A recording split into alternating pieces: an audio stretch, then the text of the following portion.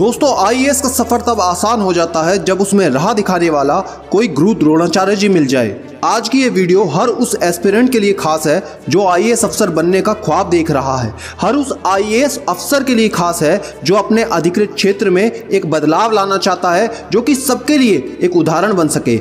आज मेरे यानी सिद्धांत शर्मा आपके सिडीमेनिया भाई के साथ मिस्टर दीपक गुप्ता सर, जो कि 1974 बैच के आईएएस अफसर रहे हैं और 2014 से 2014 से 2016 तक यूपीएससी के चेयरमैन भी रहे हैं। वो अपनी बुक स्मॉल थिंग्स मैटर के माध्यम से आपको अपनी यूपीएससी और लाइफ की जर्नी को आसान बनाने के सीक्रेट तरीके बताएंगे। आप उनके हर शब्द पर ध्यान देना, क्योंकि अगले 20 मिनट में आप उनके जीवन के एक्सपीरियंस से अपनी जिंदगी को बदलने वाले हैं। वीडियो थोड़ी लंबी जरूर हो सकती है क्योंकि हमने आपके सारे सवालों को कवर करने की कोशिश करी है। वीडियो शुरू करने से पहले अगर आपने अभी तक भी चैनल सब्सक्राइब नहीं किया तो करके रख लो दोस्त, क्योंकि बार बार बोल रहा हूं ऐसी वीडियोस आपको कहीं नहीं मिलेगी। वीडियो को लाइक कर देना और कोई सवाल बच जाए तो कमेंट में लिख कर जाना। तो शुरू करते हैं इस जबरदस्त इंटरव्यू को। आप सबसे पहले हमें अपने बारे में थोड़ा सा बताएं, जिससे हमारे व्यूअर्स को, हमारी ऑडियंस को, सिडीमेनिया फैमिली को पता चले कि सर किस तरह से आपने इस यूपीएससी के फील्ड में एंटर हुए। कोई इंस्पिरेशन, कोई सोर्स, आप प्लीज अपने बारे में बताएं। देखिए, मैं हमारे फादर इंडियन पुलिस में थे जी। और बचपन से उनको मैंने देखा जिस तरीके से वो काम करते थे, तो एक तरीके से रोल मॉडल बन गए थे। तो हम लोगों ने भी, हम लोग 4 भाई हैं, चारों सर्विस में बैठे, मैं सबसे छोटा हूँ। ये तय सा कर लिया कि पता नहीं कि हम लोग पब्लिक सर्विस में ही ज्वाइन करेंगे और ये कि ठन बना ली कि या तो आईएफएस या आईएएस के लिए बैठेंगे। उम्मीद थी कि आएंगे, नहीं आएंगे तो फिर दूसरी बात है कि टीचर बनेंगे कि जर्नलिस्ट बनेंगे या क्या करेंगे। तो हमेशा ये सर्विस का ही वो शुरू से ही था। फिर हमने पढ़ाई बीए इलाहाबाद में की, बीए किया इलाहाबाद यूनिवर्सिटी से, दिल्ली यूनिवर्सिटी सेंट स्टीफन से हिस्ट्री में एमए किया। फिर जवाहरलाल नेहरू यूनिवर्सिटी मुझे 1 साल वेट करना था एज की वजह से बैठने के पहले, तो वहाँ पे हमने एमफिल किया। तो मगर एक तरीके से मेंटल तैयारी पब्लिक सर्वेंट की थी और ह्यूमैनिटीज के उस समय पेपर्स वगैरह भी होते थे। तो आपने जब पढ़ाई कर ली एमए के लिए तो समझ लीजिए कि तैयारी भी हो गई और बाकी पढ़ते रहते थे, दुनिया में क्या हो रहा है उसको समझने की कोशिश। फिर डिबेट्स वगैरह में पार्टिसिपेट, कि बोलना सीखो ठीक से, बात करना ठीक से सीखो, लिखना ठीक से सीखो। तो ये सारी चीजें करते थे। पॉजिटिव एटीट्यूड होनी चाहिए। तो एक तरीके से इसी तरीके से बस सर्विस में बैठ गए, एग्जाम में सक्सीड कर आ गए और इसी तरीके से फिर हमने अपना करियर भी निकाला कि काम करो, अच्छे से काम करो, लोगों के लिए काम करो, कंट्रीब्यूट करो देश के लिए। उसका अपना ही सेटिस्फेक्शन है। एक तरीके से पब्लिक सर्विस अपना रिवॉर्ड बन जाता है। सरकार आपको बहुत फैसिलिटीज देती है, इसलिए आपको कोई गिला नहीं होनी चाहिए जी। और आपको अपने पूरे मन से देश की सेवा में लगना चाहिए। सर, ये आपने बहुत सही बात कही कि जो देश सेवा होती है, इसका जो एक सेटिस्फेक्शन होता है, इसकी मतलब कोई कंपटीशन नहीं है इसके बराबर। और आपने एक छोटी सा हिंट हमको दे दिया कि बचपन से ही आप छोटी छोटी तैयारी करते रहे। जैसे आपने बताया प्रेजेंटेशन स्किल को सुधारना, बोलने का, और ये छोटी छोटी चीजों से एक चीज समझ में आ रही है। आपने एक किताब भी लिखी है सर, स्मॉल थिंग्स मैटर। तो सर, इसको जब आपने ये सोचा कैसे कि ऐसी एक किताब लिखी जाए, और कौन कौन सी ऐसी बातें हैं जो आपने इसमें बहुत ज्यादा एम्फेसाइज करी, और ऐसी कोई इंस्पिरेशन मिली कि भाई ऐसी किताब होनी भी चाहिए जो लोगों को ऐसी कोई चीज हो जो छोटी छोटी बातों से उनके करियर में, उनके लक्ष्य पाने में हेल्प कर सके। ये आपको कहाँ से देखिए, हाँ, ये छोटी बातें तो कई डिफरेंट तरीके के, इसके कई मीनिंग हैं जी। एक छोटी तरीके हमारी एटीट्यूड और कॉन्डक्ट में छोटी छोटी चीजें क्या आती हैं। एक ये है कि छोटी छोटी चीजें नेग्लेक्ट हो रही हैं, जो प्रॉब्लम्स हैं वो सोसाइटी में या एडमिनिस्ट्रेशन में नेग्लेक्ट हो रही हैं। तीसरा, छोटी छोटी चीजें हैं कि काम करने का तरीका कैसे है कि जिसमें हम रिजल्ट अच्छा लाएं। तो मैं शुरू से ही देखता था कि कोई छोटी चीज है, जैसे मुझे लगता था कि ये हमारे शहरों में सफाई नहीं हो रही। अब ये कितनी छोटी चीज है, देखिए कि सफाई हो, और अगर जो हम सफाई करें तो उसका कितना बड़ा असर होगा। तो ऐसी मुझे छोटी छोटी चीजें लगती थी। मैं देखता था कि जैसे हमारे फादर थे, इंस्पेक्शन पे गए, फाइल अच्छे से पढ़ी, फील्ड विजिट की, तो उसका असर पड़ा, सुपरविजन हुआ, मॉनिटरिंग हुई, प्लानिंग हुई कि हमें ये सब काम करने हैं, तो उसके बड़े अच्छे आउटकम हुए। ये भी देखते थे कि दूसरों जनों के ऐसे आउटकम नहीं हो रहे। फिर अब देखते कि आप वैसे ही देख लीजिए कि अगर जो आपने किसी के लिए कोई अच्छा शब्द बोल दिया तो रिलेशनशिप में सुधार हो गया, उसके कितने पॉजिटिव आउटकम्स होंगे। जी सर। तो अब आप ड्राइविंग, अब आप चले जाइए रोड पे तो देखिए कोई जना रेड लाइट से क्रॉस कर गया तो ना केवल इनडिसिप्लिन है, दूसरे लोगों के बारे में ख्याल नहीं है, एक्सीडेंट हो सकता है, इधर शॉर्टकट मार दिया, बड़े खुश है कि हम तो जल्दी निकल गए। मगर इसके बड़े माने ये हैं कि आप मेरिट पे विश्वास नहीं कर रहे, आप गलत तरीके से, आपका मकसद ये कि आगे निकल जाओ बस किसी भी तरीके से। तो ये तमाम दायरे में छोटी छोटी चीजें ऐसी हैं। तो कैरियर भर में भी ये देखा कि इनसे फर्क पड़ता है। एनेक्डोट्स उसमें बताए हैं या जो चीजों का नेग्लेक्ट बताया है, पब्लिक हेल्थ है, प्राइमरी हेल्थ है, अर्बन क्लीनलीनेस है, बहुत सारी चीजों का जो जो मेरा एक्सपीरियंस था उससे जुड़ा हुआ मुद्दा जो है, लोग इसको स्मॉल थिंग्स मानते हैं। मेरे ख्याल से मेल न्यूट्रिशन बहुत बड़ी चीज है। अगर जो हम मेल न्यूट्रिशन सॉल्व कर दें और अगर जो हम ये देख लें कि हर लड़की 12 की पास है, या हम हर मदर और चाइल्ड की हम सेवा कर लें, तो एक बड़ा हेल्दी देश बन जाएगा। मगर अब 75 साल हो गए हैं और हमारा मेल न्यूट्रिशन की प्रॉब्लम आप जानते ही कितनी। तो कौन सी बड़ी चीज है, ये छोटी चीज नहीं है, मगर इसका कितना बड़ा इंपैक्ट है। तो यही मैसेज मैंने अपनी किताब से अपने एनेक्डोट्स और इश्यूज का डिस्कशन देने के लिए लिखा है।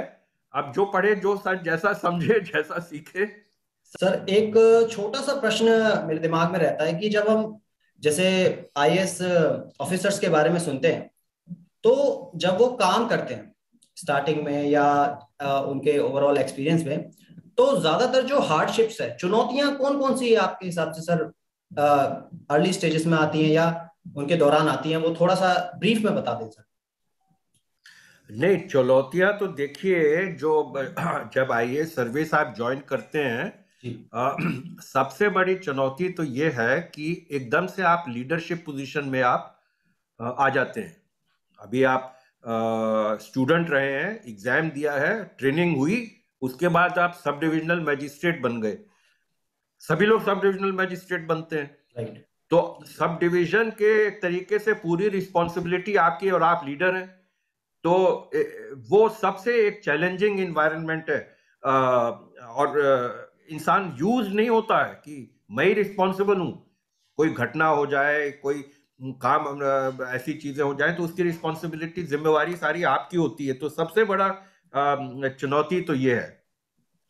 फिर दूसरा, आप पहली बार जब फील्ड में जाते हैं तो आप लोग को इतना जायजा नहीं है कि पॉवर्टी की प्रॉब्लम्स कितनी है, लोगों की दिक्कतें कितनी है, परेशानियां कितनी है, इसका जायजा पहले मिलता नहीं। वहां जब जाते हैं तो आपको पता चलता है कि भाई हमारे देश की कितनी सारी प्रॉब्लम्स हैं और अपॉर्चुनिटीज भी हैं।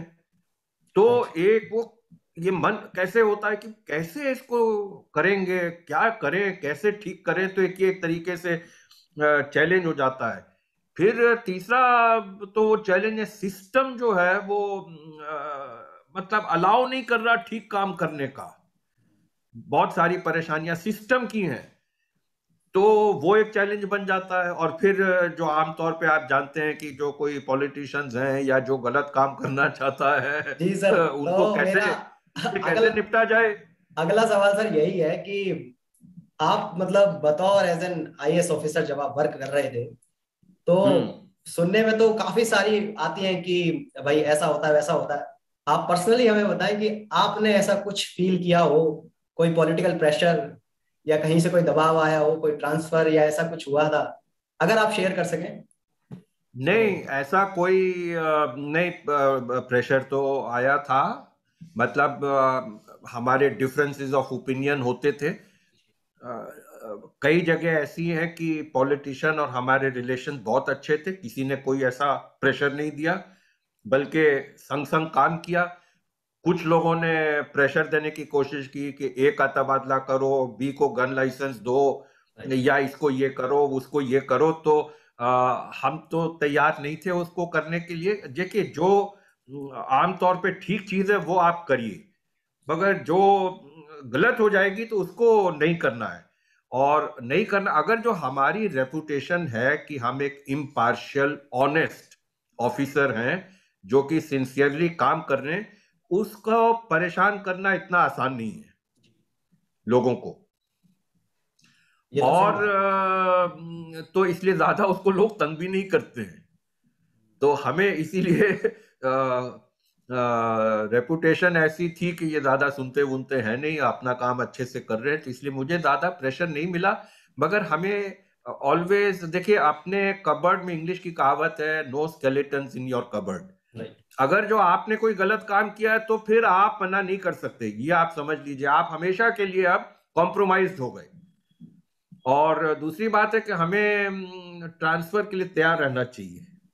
ये आपके और आपके परिवार के लिए एक प्रॉब्लम हो सकती है, होती भी है, मगर उसके लिए हम तैयार रहें। तो हम लोग तो जहां जाते थे ये कहते थे, साहब हमारा तो जिले में गए थे, पैक्ट है सामान कुछ होगा तो अगले दिन चले जाएंगे, कोई हमें अपनी पोस्ट से लगाव नहीं है, कुछ नहीं करना, जहां आप भेज देंगे वहां चले जाएंगे। जब ऑल इंडिया सर्विस में आ गए तो जहां, हाँ, तो ये एक ऑक्यूपेशनल हैजर्ड है।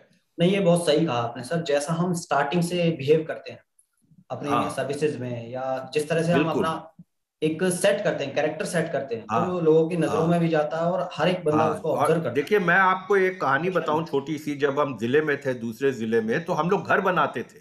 जी तो पहले देखा था मैंने, घर बन रहे हैं कहीं गांव के कोने में बन गए, लोग उसमें रहते नहीं थे। तो जी हम लोगों ने बहुत मेहनत करके बढ़िया डिजाइन के घर बनाने शुरू किए।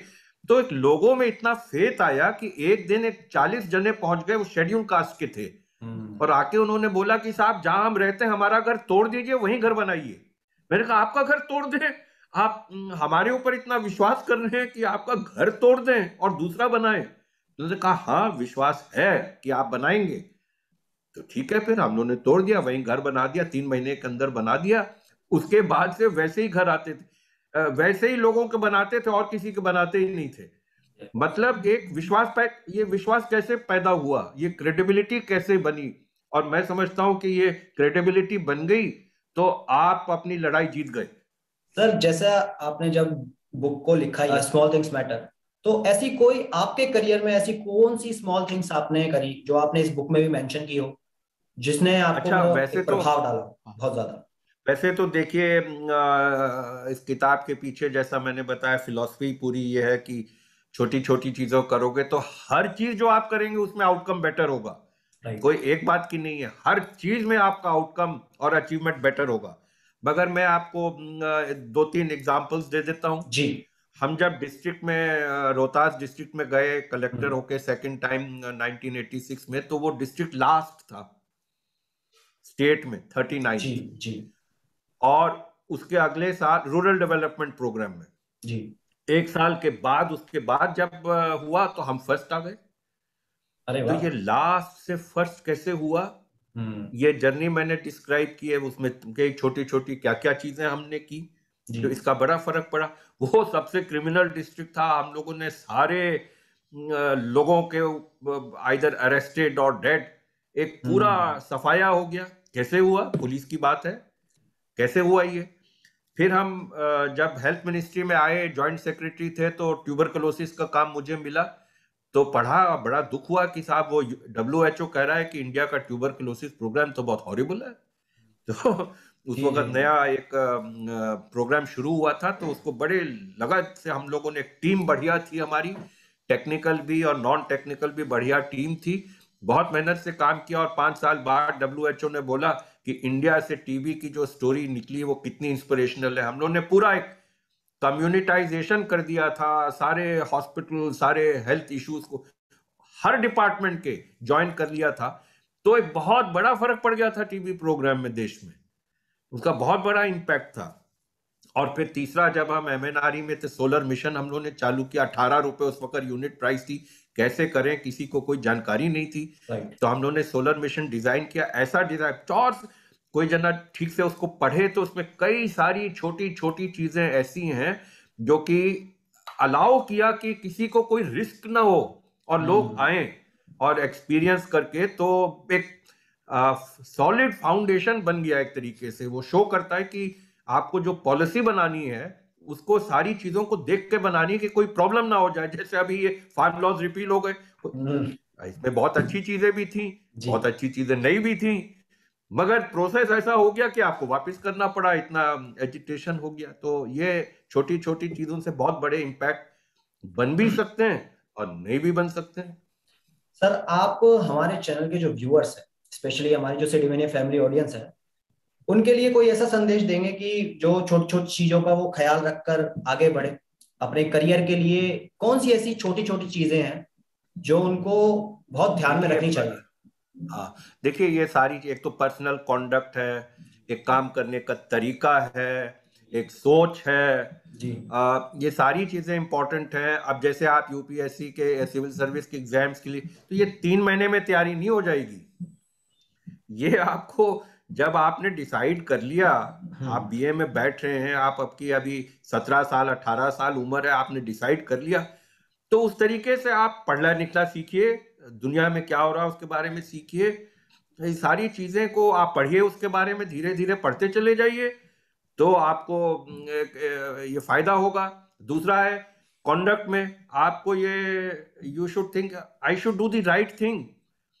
मेरे को दूसरे जने का ख्याल भी करना चाहिए, कॉमन इंटरेस्ट भी देखना चाहिए, ये नहीं कि मैं अपने ही बारे में सोचता चला जाऊं, है ना। और फिर मतलब एक तरीके से आप समझ लीजिए कि अप्रोच में ये है। फिर आप जब अफसर बन जाएंगे तो बहुत सारी और चीजें ऐसी आ जाएंगी जो आपको सोचनी पड़ेंगी कि हम प्लानिंग भी कैसे इम्प्रूव करें, डिलीवरी भी कैसे इम्प्रूव करें, इम्प्लीमेंटेशन भी कैसे इम्प्रूव करें। उसके बहुत एग्जाम्पल्स मैंने किताब में दिए हैं।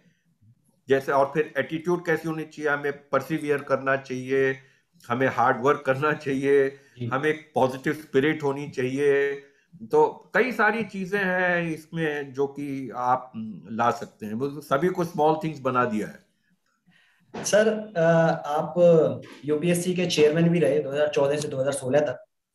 तो हम एज अ यूपीएससी ये जानना चाहते हैं, जो उसका इंटरव्यू है उससे, सर जब हम स्टूडेंट से बात करते हैं, जब उनकी जो प्रॉब्लम्स निकालते हैं, तो सब में एक हवा बना हुआ है, मतलब डर बना हुआ है इंटरव्यू का, कि यार इंटरव्यू राउंड में निकल जाते हैं बार बार बार बार। और काफी सारे जो जो एस्पिरेंट्स के जो ऑफिसर बने हैं, उनके भी यही सबसे ज्यादा जो इंपॉर्टेंट चीज था कि हम इंटरव्यू में रह गए थे, 1 अटेम्प्ट 2 अटेम्प्ट 3 अटेम्प्ट। तो हमारे जो अभी जो नए एस्पिरेंट्स आ रहे हैं, उनको क्या मैसेज देना चाहेंगे कि इंटरव्यूअर जो है, जो सामने साक्षात करता है, वो ऐसा क्या चीज तलाश कर रहा है कि भाई एस्पिरेंट में ये चीजें होनी चाहिए जिससे उसका, मैं तो कहूंगा पहली बार में क्लियर हो जाए। कुछ आप ऐसा बता सके तो थैंक यू। देखिए ऐसा है ना कि जब कितने इंटरव्यू में so many times the number who succeed बुलाया जाता है, जी तो इसलिए सभी एक बार में पास हो जाएंगे तो ऐसा तो संभव ही नहीं है। कुछ तो सर ऐसा बता दें थोड़ा सा कि हाँ, उसी राह पे तो चल रहे हैं। एक तो ये ऐसा कोई खौफ नहीं होना चाहिए, जी ये डर नहीं होना चाहिए। अब बच्चों को भी सोचना चाहिए कि अच्छा, खाली देखिए आईएएस इंटरव्यू की बात नहीं है, जी आप एक चीज समझ लीजिए, लाइफ की इंटरव्यू की बात है। राइट। कोई सिविल सर्विस एग्जाम ही एक नहीं है, आपको तरह तरह के एग्जाम देने हैं और इंटरव्यू के लिए जाना है। प्राइवेट सेक्टर में भी आप जाएंगे, कहीं नौकरी लगनी होगी तो इंटरव्यू होगी। तो पहली बात तो डरना नहीं चाहिए। दूसरी बात है कि आप ये सोचिए कि ये हाईएस्ट सिविल सर्विसेज है कंट्री की, तो उन ऑफिसर्स में क्या क्वालिटी होनी चाहिए, आपको भी सोचना चाहिए कि क्या क्वालिटी होनी, आपके ख्याल से क्या क्वालिटी होनी चाहिए।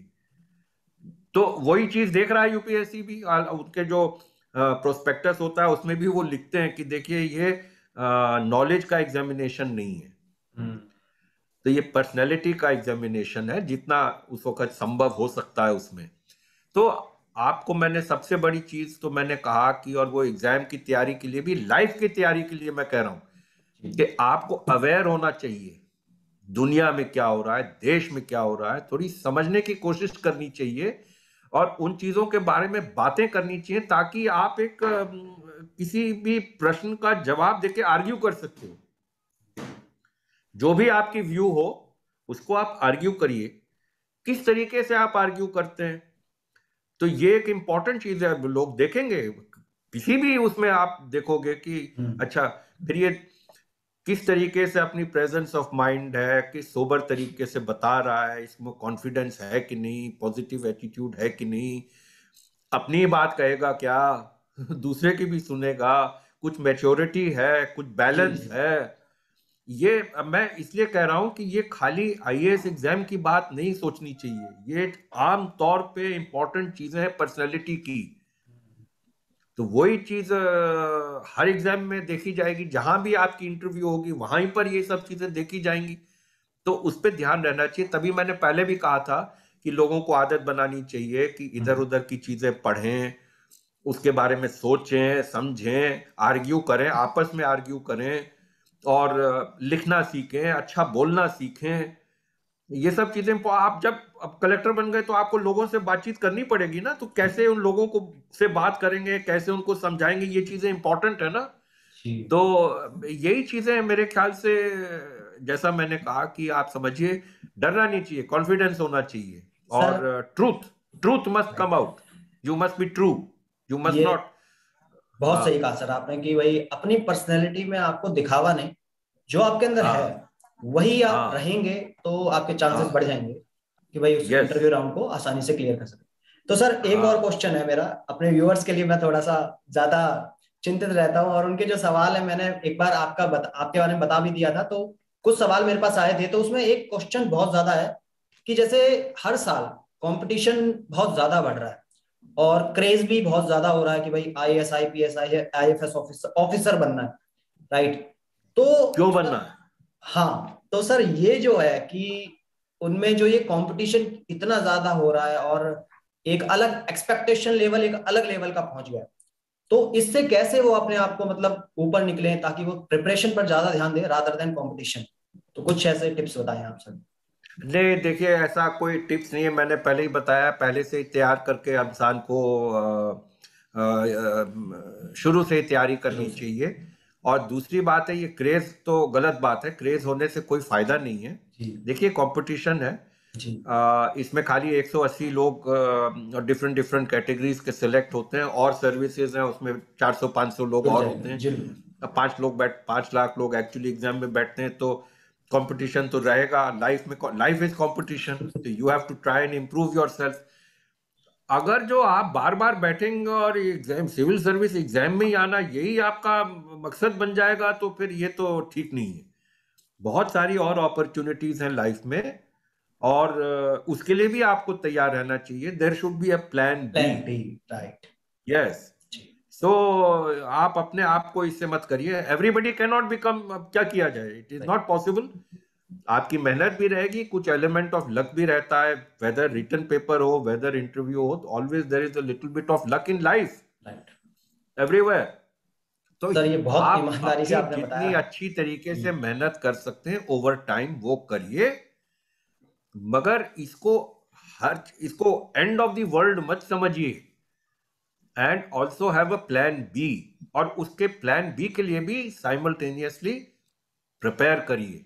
अब मैं सुनता हूँ लोग 8-8 बार एग्जाम दे रहे हैं, तो पूरा आपका 23 साल से लेके 31 साल तो इसी में निकल गया, राइट? तो ये तो बात गलत है, इसीलिए हम कहते हैं कि इतने अटेम्प्ट भी नहीं होने चाहिए। हाँ सर, थोड़ा सा हमारे चैनल के व्यूअर्स के लिए, हमारे चैनल के लिए आप बताएं, हमारे जो चैनल का प्रयास है सिडीमीडिया इंफोटेनमेंट यूट्यूब चैनल का, कि हर एक एस्पिरेंट की स्टूडेंट की हेल्प हो सके, इसके बारे में आपको कैसा लगता है सर ये इनिशिएटिव हमारी तरफ से? कुछ उसके बारे में इनिशिएटिव तो आपका बहुत अच्छा है, क्योंकि आई थिंक बच्चों को गाइडेंस भी चाहिए, मेंटरशिप भी चाहिए, लोगों को अपना थोड़ा सेल्फ कॉन्फिडेंस बिल्ड करना चाहिए, अपनी तैयारी करनी चाहिए, आई थिंक। और मैं बार बार कह रहा हूं, खाली एग्जाम के बारे में मत सोचिए इस चीजों के लिए, ये क्वालिटी आपको हर जगह हेल्प करेगी, ये मेहनत आपको हर जगह लाइफ में हेल्प करेगी। उस तरीके से एक लाइफ की तैयारी करनी चाहिए मेरे ख्याल से। तो और नेचुरली अब हम जो भी आप मदद कर सकते हैं वो बच्चों की और गाइड कर सकते हैं, तो वो तो अच्छी बात है। जी सर, आपने ये बहुत सही बात कही कि यूपीएससी की जो जर्नी है उससे सीखने को हर एक को मिलता है, चाहे वो सेलेक्ट होता नहीं होता वो तो खैर अलग बात है, बट जो जर्नी है वो आपको एक बेहतर इंसान बनाती है। और thank you so much sir, आज आप हमारे साथ जुड़े। और थैंक यू। अगली बार हमारे अगर मौका मिलेगा और हमारे जैसे स्टूडेंट्स अगर चाहेंगे तो हम दोबारा आपको जरूर आमंत्रित करेंगे और जरूर बुलाएंगे। आई होप आप भी हमारे स्टूडेंट्स के लिए। नहीं, अब हम लोग अगर जो किसी तरीके से अपने यूथ को हेल्प कर सकते हैं तो अच्छी बात है। बट मैं यही बार बार एम्फसाइज करूंगा, please skill yourself, please prepare yourself for everything in life. There are so many opportunities, so many different things you can do. Don't get frustrated, है ना?